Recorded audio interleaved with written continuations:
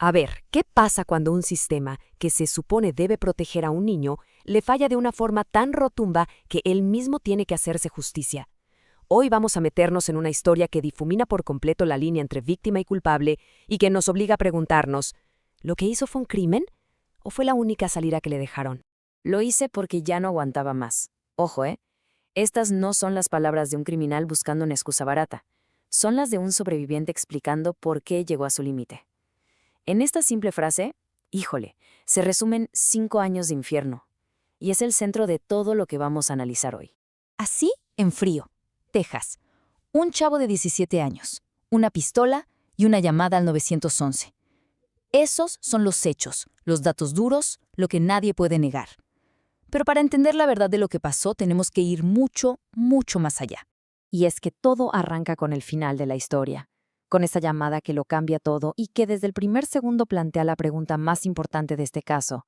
Y aquí es donde la historia da un giro que lo cambia todo, porque él no huyó, no se escondió, no inventó nada, ¿no? Él mismo llamó al 911, confesó lo que había hecho y se sentó a esperar. En ese momento la pregunta dejó de ser ¿quién fue? Para convertirse en la única que importa. ¿Por qué? Y aquí es donde la historia de verdad empieza a doler. Porque lo que pasó esa noche no fue un impulso, no fue una sorpresa. Fue el final de un camino larguísimo. Un final que, como vamos a ver, muchos vieron venir. 5 años. A ver, detengámonos a pensar en lo que son 5 años. De los 12 a los 17. Es básicamente toda la adolescencia viviendo bajo un abuso físico y psicológico constante.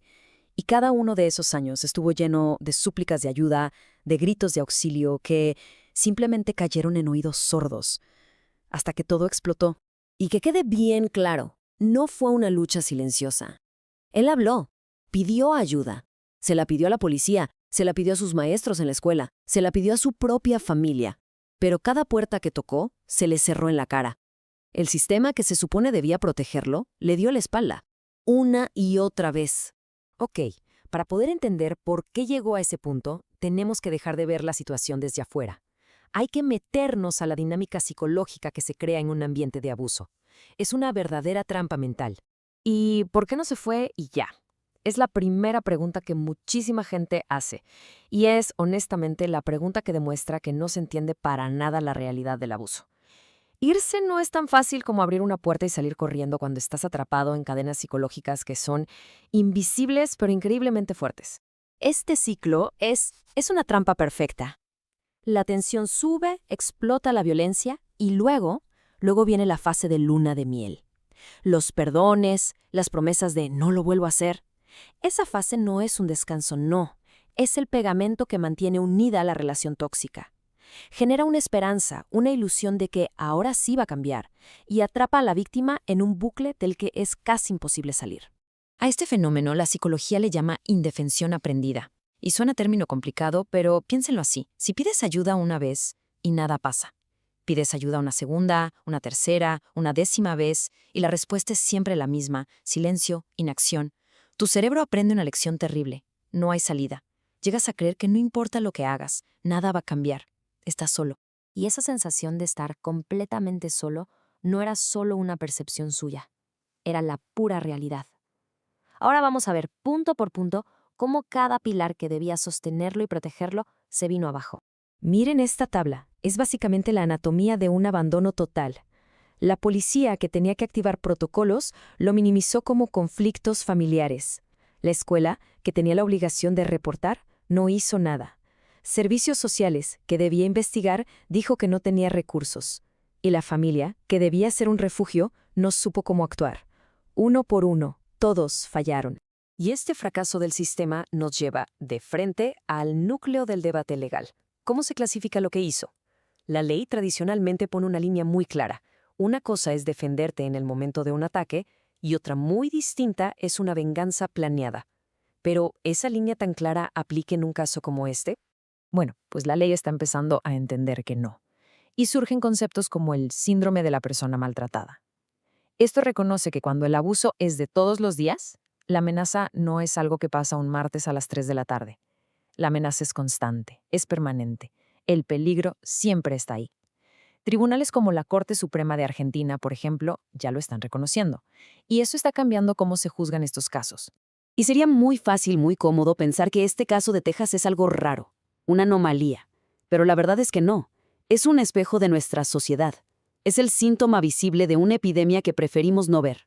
Y es que hay que entender algo clave. El abuso más destructivo muchas veces es el que no se ve, el psicológico. No deja moretones que puedas enseñar, no hay huesos rotos que sirvan de prueba. Destruye la autoestima, el valor de una persona, desde adentro. Y como es tan difícil de probar, es una de las grandes razones por las que el caso de este joven no se tomó en serio, hasta que ya era demasiado tarde. Las cifras son para helar la sangre. En Estados Unidos, 1 de cada 7 menores ha sufrido abuso o negligencia. Eso significa que en cualquier salón de clases, en cualquier equipo de fútbol, hay varios niños viviendo esto. Son millones. Y si volteamos a ver a Latinoamérica, la realidad es todavía más oscura. No porque haya menos casos, sino por el silencio. Se calcula que en 9 de cada 10 casos de abuso infantil nunca, jamás se denuncian. Es una crisis que vive y crece a puerta cerrada. Y aquí está el dato que lo conecta todo. El 80% de los menores que matan a un familiar que los abusa tienen un historial documentado de maltrato. O sea, estos actos no salen de la nada. Son el punto final, la explosión de una presión que se vuelve insoportable. Y para que veamos que esto no es un problema lejano de otros, miren estos números. En México, 4 de cada 10 menores han vivido violencia en su casa. En Colombia, más de 50,000 denuncias al año. En Argentina, un niño muere cada 2 días por violencia familiar. El caso de Texas no es una excepción. Les digo, es un espejo. Al final, la conclusión más lúcida a la que se puede llegar es esta. Replantear todo el evento no como el crimen de una persona, sino como la consecuencia lógica, casi inevitable, del fracaso de toda una sociedad.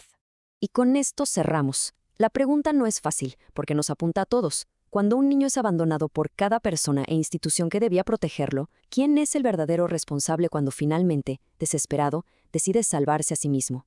Y más importante aún, ¿qué vamos a hacer para que ningún otro niño tenga que llegar a tomar esa decisión?